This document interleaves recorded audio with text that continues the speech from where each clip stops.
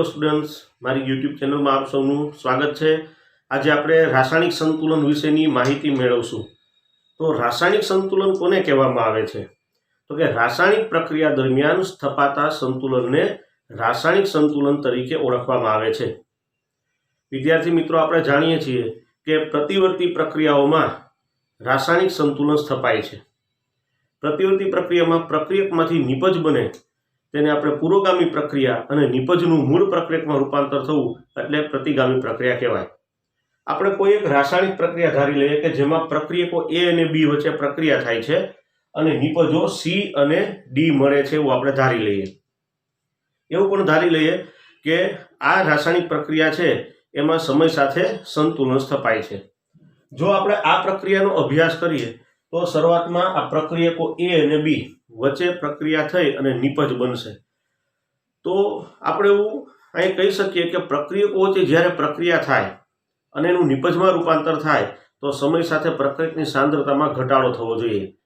તો આપણે આ પ્રક્રિયાનો સાંદ્રતા વિરુદ્ધ સમયના આલેખ દ્વારા જો અભ્યાસ કરીએ તો આપણે જોઈ શકીએ કે આ પ્રક્રિયક છે એની આ શરૂઆતની સાંદ્રતા છે અને સમય સાથે જેમ સમય પસાર થતો જાય, જેમ રાસાયણિક પ્રક્રિયા છે આગળ વધે છે તેમ પ્રક્રિયકોની સાંદ્રતામાં ઘટાડો થાય। આપણે આલેખમાં જોઈ શકીએ કે પ્રક્રિયકોની સાંદ્રતા ઘટે છે। આ પ્રક્રિયકો નિપજમાં રૂપાંતરિત થાય છે એટલે જેમ પ્રક્રિયકની સાંદ્રતા ઘટતી જાય એમ નિપજનું નિર્માણ થવાથી નિપજની સાંદ્રતા વધતી જાય। તો A અને B વચ્ચે પ્રક્રિયા થઈ નિપજો C અને D બનવાની શરૂઆત થાય એટલે આપણે જોઈ શકીએ કે શરૂઆતમાં નિપજની સાંદ્રતા શૂન્ય છે અને સમય સાથે નિપજની સાંદ્રતામાં વધારો થતો જાય છે। અને વિદ્યાર્થી મિત્રો, એક સમય એવો આવશે કે જ્યારે આ પુરોગામી અને પ્રતિગામી પ્રક્રિયા, આ પ્રક્રિયકો વચ્ચે પ્રક્રિયા થાય છે તેને આપણે પુરોગામી પ્રક્રિયા કહીએ, નિપજો વચ્ચે પ્રક્રિયા થાય છે અને ફરી પાછા મૂળ પ્રક્રિયક બને તેને આપણે પ્રતિગામી પ્રક્રિયા કહીએ છીએ। શરૂઆતમાં આપણે સમજી શકીએ કે પુરોગામી પ્રક્રિયાનો વેગ વધારે હોય, સમય સાથે ધીરે ધીરે પ્રતિગામી પ્રક્રિયાનો વેગ વધતો જાય અને એક સમય એવો આવે કે પુરોગામી અને પ્રતિગામી પ્રક્રિયાના વેગ સમાન થઈ જાય છે। તો આપણે જોઈ શકીએ કે જ્યારે પુરોગામી અને પ્રતિગામી પ્રક્રિયાના વેગ સમાન થાય ત્યારે પ્રક્રિયકો અને નિપજોની સાંદ્રતા પણ અચળ થઈ જાય છે।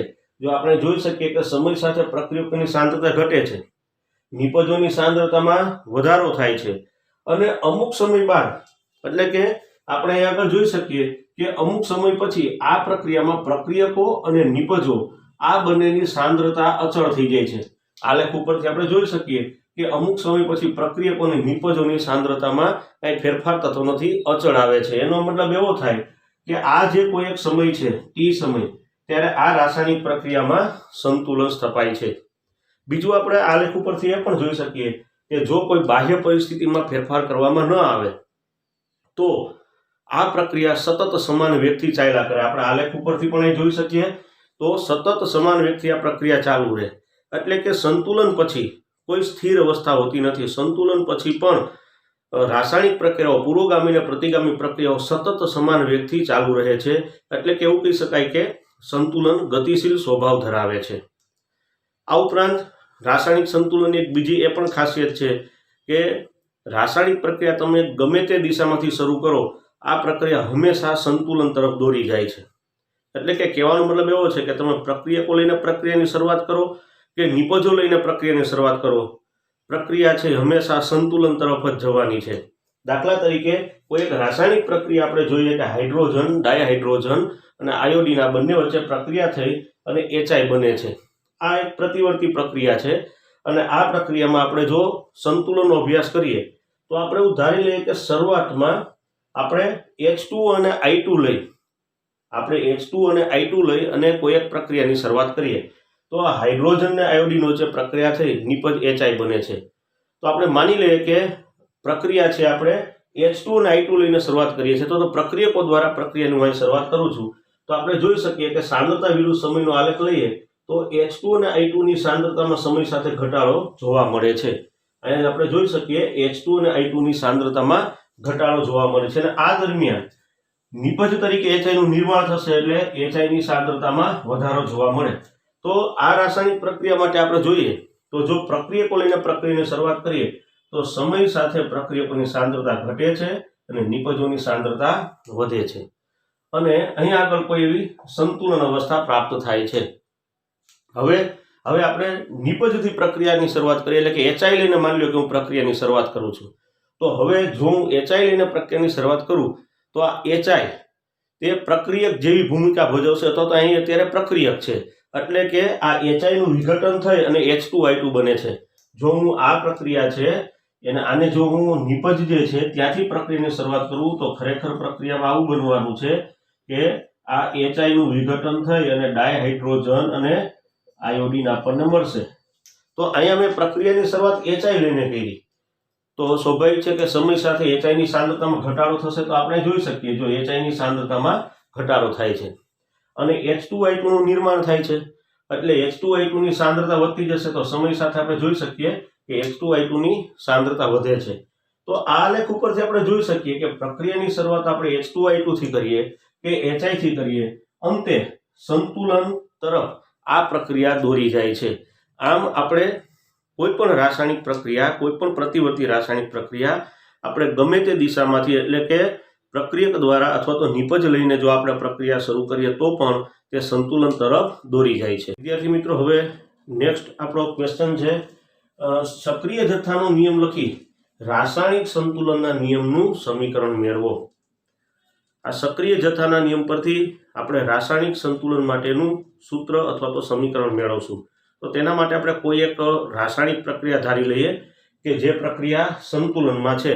તો કોઈ એક એવી સંતુલિત પ્રતિવર્તી પ્રક્રિયા છે, A અને B વચ્ચે પ્રક્રિયા થઈ નિપજ C અને D મળે છે.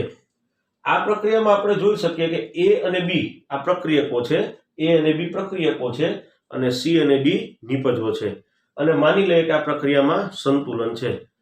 તો ગુલ્ડબર્ગ અને વાગ નામના વૈજ્ઞાનિકોએ આવી ઘણી બધી રાસાયણિક પ્રક્રિયાઓના સંતુલનનો અભ્યાસ પરથી અથવા તેના પ્રાયોગિક પરિણામો પરથી દર્શાવ્યું કે નિપજોની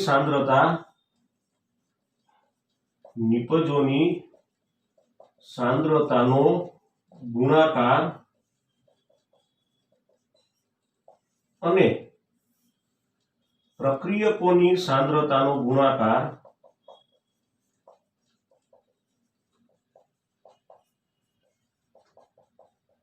નો ગુણોત્તર કોઈ અચળ મૂલ્ય દર્શાવે છે. એ તો સ્વાભાવિક છે, કારણ કે સંતુલન સમયે નિપજોની સાંદ્રતા અને પ્રક્રિયકોની સાંદ્રતા અચળ થઈ જાય છે, તો પછી એનો ગુણોત્તર પણ અચળ આવવાનો. તો નિપજોની સાંદ્રતાનો ગુણાકાર અને પ્રક્રિયકોની સાંદ્રતાનો ગુણાકારનો જે ગુણોત્તર છે તેને સંતુલન અચળાંક તરીકે ઓળખવામાં આવે છે. તો આ પ્રક્રિયા માટે જો આપણે લખીએ તો સંતુલન અચળાંકની સંજ્ઞા છે Kc. સંતુલન અચળાંકને Kc વડે દર્શાવવામાં આવે છે. C એટલે કોન્સન્ટ્રેશન, કારણ કે અહીંયા સાંદ્રતા છે મોલ પ્રતિ લીટરમાં છે, એટલા માટે અહીંયા સંતુલન અચળાંક આપણે Kc લીધેલ છે. નિપજો છે આપણી C અને D, તો C એની સાંદ્રતા એને ગુણ્યા D ની સાંદ્રતા છેદમાં પ્રક્રિયકો છે A અને B, તો A ની સાંદ્રતા ગુણ્યા B ની સાંદ્રતા. અહીં આગળ Kc એ સંતુલન અચળાંક છે, અને ખાસ યાદ રાખવા જેવું છે મિત્રો કે જે આપણે અહીંયા આ કાઉન્સ દર્શાવીએ છીએ, આ કાઉન્સ છે એ સાંદ્રતાનું નિદર્શન કરે છે. આપણે પ્રક્રિયકો કે નિપજોની સાંદ્રતાને આવા કાઉન્સ વડે દર્શાવશું, અને અહીંયા આગળ સાંદ્રતા મોલ પ્રતિ લીટરમાં છે, સાંદ્રતા દર્શાવે, અને આ સાંદ્રતા મોલ પ્રતિ લીટર એકમમાં છે. તો આમ આ રાસાયણિક પ્રક્રિયા માટે સંતુલન અચળાંકનું સૂત્ર થશે Kc બરાબર CD/AB, એટલે કે નિપજોની સાંદ્રતા છેદમાં પ્રક્રિયકોની સાંદ્રતા. તો આ બંનેનો ગુણોત્તર લેવાથી આપણને સંતુલન અચળાંક પ્રાપ્ત થાય છે. તો વિદ્યાર્થી મિત્રો, આપણે હવે આ પ્રક્રિયાને મોલ સાથે દર્શાવી અને પછી સક્રિય જથ્થાનો નિયમ લાગુ પાડી અને સંતુલન અચળાંક માટેનું આપણે સૂત્ર મેળવશું. તો આપણી જે પ્રક્રિયા છે A અને B પ્રક્રિયકો છે, પ્રક્રિયા થઈ નિપજ C અને D મળે છે. આ હમણાં આપણે પ્રક્રિયાનો અભ્યાસ કર્યો, પણ આ પ્રક્રિયાને હવે હું મોલ સાથે દર્શાવું છું. તો આપણે સંતુલન અચળાંક માટેનું સૂત્ર શું મળી શકશે? અહીં આગળ આ સ્મોલ a અને સ્મોલ b એ અનુક્રમે A પ્રક્રિયક A અને B ના મોલ છે, તથા નિપજ C અને D તેના મોલ અનુક્રમે સ્મોલ c અને સ્મોલ d છે. આપણે ઉધારી લઈએ અને હવે તેને આપણે સક્રિય જથ્થાનો નિયમ લાગુ પાડીએ. તો સક્રિય જથ્થાનો નિયમ શું છે? તો સક્રિય જથ્થાનો નિયમ દર્શાવે છે કે નિયત તાપમાને અને નિયત દબાણે જો તાપમાન અને દબાણ નિશ્ચિત રાખવામાં આવે તો રાસાયણિક પ્રક્રિયાનો વેગ, રાસાયણિક પ્રક્રિયા પછી પુરોગામી હોય કે પ્રતિગામી હોય, આ રાસાયણિક પ્રક્રિયાનો વેગ પ્રક્રિયામાં ભાગ લેતા પ્રક્રિયકોની, જે પ્રક્રિયકો છે પ્રક્રિયકોની મોલર સાંદ્રતાના યોગ્ય ઘાતાંક સાથેના ગુણાકારના સમપ્રમાણમાં હોય છે. વિદ્યાર્થી મિત્રો, આ જે આપણો સક્રિય જથ્થાનો નિયમ છે એમાં જે દર્શાવ્યું કે પ્રક્રિયાનો વેગ પ્રક્રિયામાં ભાગ લેતા પ્રક્રિયકોની મોલર સાંદ્રતાના યોગ્ય ઘાતાંક સાથેના ગુણાકારના સમપ્રમાણમાં હોય છે, એ આપણા પ્રક્રિયાને લાગુ પાડશું ત્યારે વધુ સારી રીતે સમજી શકશું. પહેલા આપણે આ પ્રક્રિયા માટે સક્રિય જથ્થાનો નિયમ લાગુ પાડીએ. તો સૌપ્રથમ આપણે જો પુરોગામી પ્રક્રિયાનો અભ્યાસ કરીએ તો પ્રક્રિયકો A અને B આ બંને વચ્ચે પ્રક્રિયા થઈ અને નિપજ C અને D મળશે. તો હવે પુરોગામી પ્રક્રિયાને આપણે સક્રિય જથ્થાનો નિયમ લાગુ પાડીએ તો શું લખી શકીએ? તો પુરોગામી પ્રક્રિયા માટે આવું લખી શકીએ કે પુરોગામી પ્રક્રિયાનો વેગ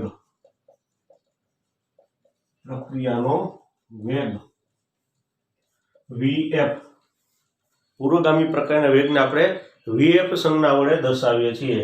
V એટલે વેલોસિટી અને F એટલે ફોરવર્ડ રિએક્શન, તો Vf એવી સંજ્ઞા વડે દર્શાવીએ. તો સક્રિય જથ્થાના નિયમ પ્રમાણે શું કહી શકાય?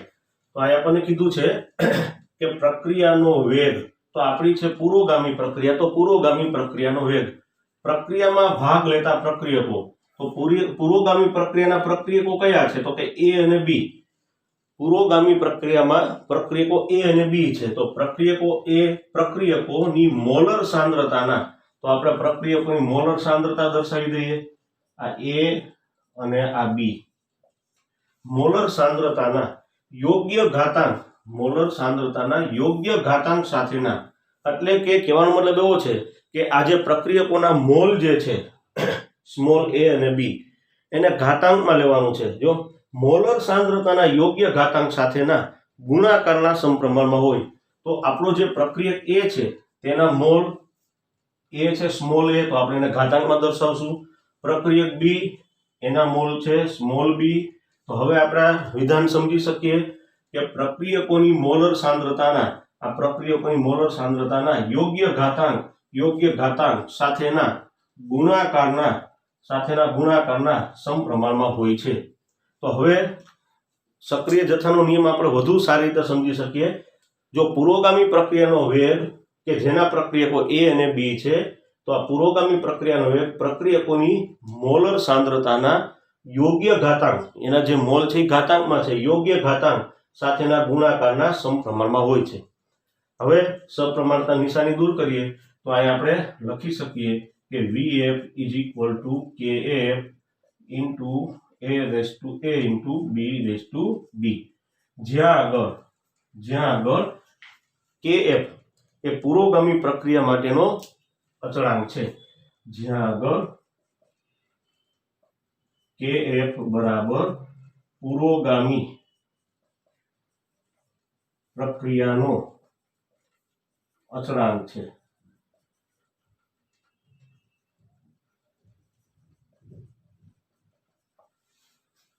આ જ રીતે આપણે પ્રતિગામી પ્રક્રિયા માટે આ નિયમ લાગુ પાડીએ તો પ્રતિગામી પ્રક્રિયાનો વેગ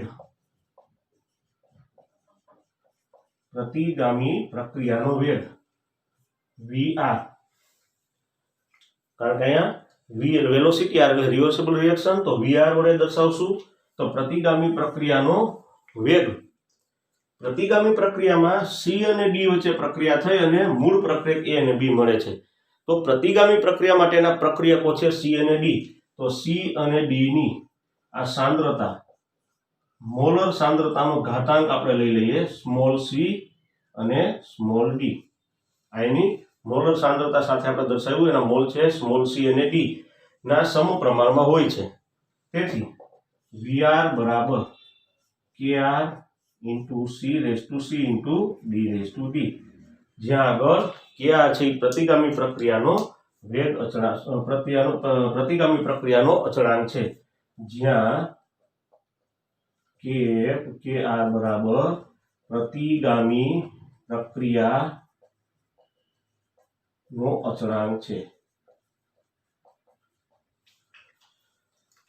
આમ આપણને બે સમીકરણ પ્રાપ્ત થાય છે। પહેલું જે છે ને આપણે સમીકરણ નંબર 1 કહી દઈએ અને આપણે સમીકરણ નંબર 2 કહી દઈએ।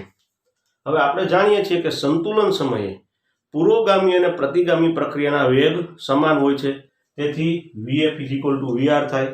તો આપણે અહીંયા દર્શાવી દઈએ, પરંતુ સંતુલન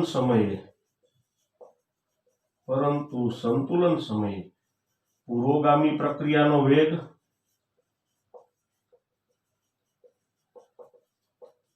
બરાબર પ્રતિગામી પ્રક્રિયાનો વેગ।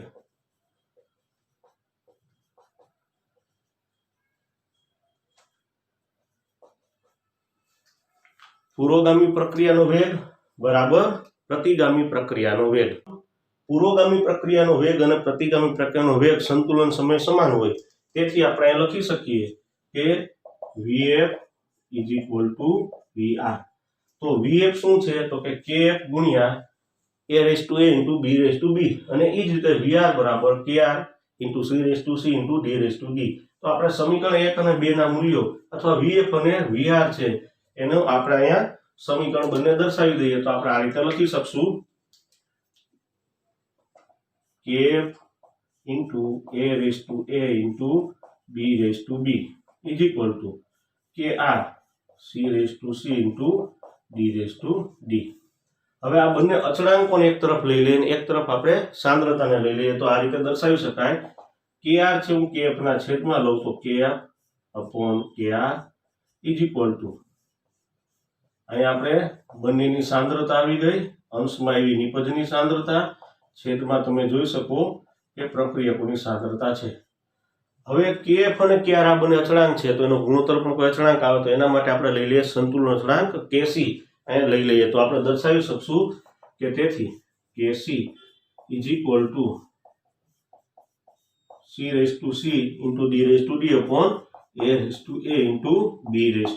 d⁴ જ્યાં આગળ Kc બરાબર સંતુલન અચળાંક છે। તો વિદ્યાર્થી મિત્રો, આ રીતે આપણે સક્રિય જથ્થાના નિયમ પરથી રાસાયણિક સંતુલનના નિયમનું સમીકરણ અથવા તો સંતુલન અચળાંક માટેનું સમીકરણ આપણે મેળવ્યું, જેમાં આપણે જોઈ શકીએ કે નિપજોની મોલર સાંદ્રતાના ઘાતાંક સાથેનો ગુણાકાર અને પ્રક્રિયકોની મોલર સાંદ્રતાનો ઘાતાંક સાથેનો ગુણાકાર નો ગુણોત્તર લેવામાં આવે તો જે મળે છે તેને સંતુલન અચળાંક તરીકે ઓળખવામાં આવે છે। તો આ રીતે વિદ્યાર્થી મિત્રો, સક્રિય જથ્થાના નિયમ પરથી આપણે સંતુલન અચળાંક માટેનું સમીકરણ મેળવી શકીએ।